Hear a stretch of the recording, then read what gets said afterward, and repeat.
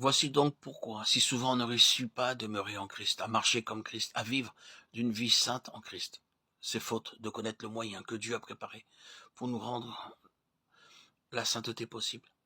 C'est faute d'avoir la confiante assurance que le Saint-Esprit vient réellement faire l'impossible en nous. Cherchons à nous bien convaincre qu'après nous avoir donné un esprit nouveau, Dieu nous donne encore son esprit même pour habiter au-dedans de nous. Il est de la plus grande importance de bien distinguer ces deux opérations d'esprit.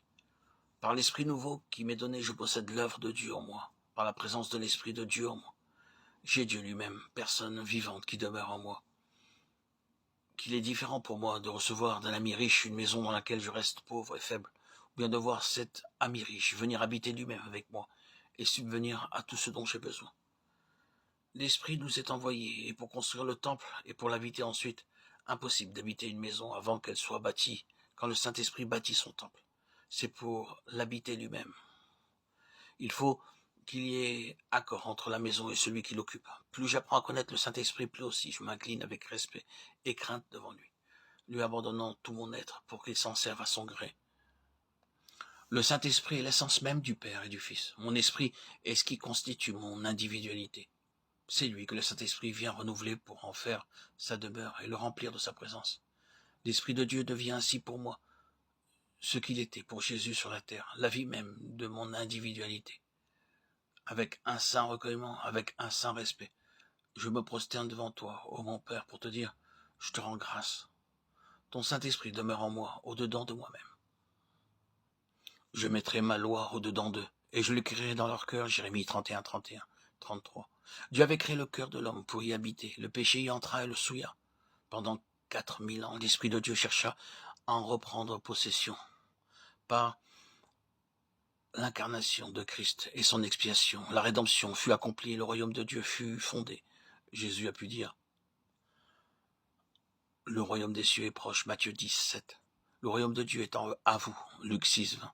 C'est au-dedans de nous que nous devons chercher l'accomplissement de la nouvelle alliance, qui ne consiste point en ordonnance, mais qui est la vie même. La loi et la crainte de Dieu doivent être à jamais gravées dans notre cœur, et l'esprit même de Christ doit être en nous, puissance de vie.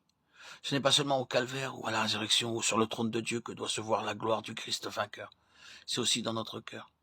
C'est au-dedans de nous, oui, au-dedans de nous que se manifeste la véritable gloire de sa rédemption. Au-dedans de nous, dans la partie la plus intime de notre être, se trouve le sanctuaire qui recèle l'arche de l'alliance, là sous le sang qui la recouvre, et la loi écrite que fait parler le Saint-Esprit. Là aussi réside le Père et le Fils par la présence de l'Esprit.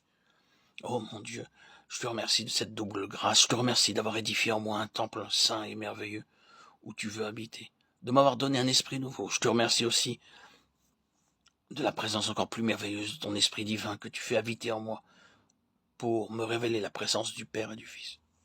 Oh mon Dieu, je te prie d'ouvrir mes yeux sur ce mystère de ton amour, que ces mots au-dedans de vous m'amènent à reconnaître avec crainte et tremblement ta condescendance pour moi et que tout mon désir soit de voir mon esprit devenir réellement la demeure de ton esprit, que ces mots élèvent à toi mes regards avec la sainte confiance qui saisit tout ce que comprend ta promesse. Oh mon Père, je te remercie de ce que ton esprit demeure en moi, que sa présence se manifeste avec puissance en moi, en me donnant une communion vivante avec toi, en me faisant éprouver toujours plus sa vertu vivifiante, en renouvelant sans cesse en moi l'onction qui témoigne de sa présence et de celle de mon Sauveur glorifié. Daigne me faire marcher chaque jour avec le respect dû à sa présence, me faire réaliser tout ce qu'il veut opérer en moi,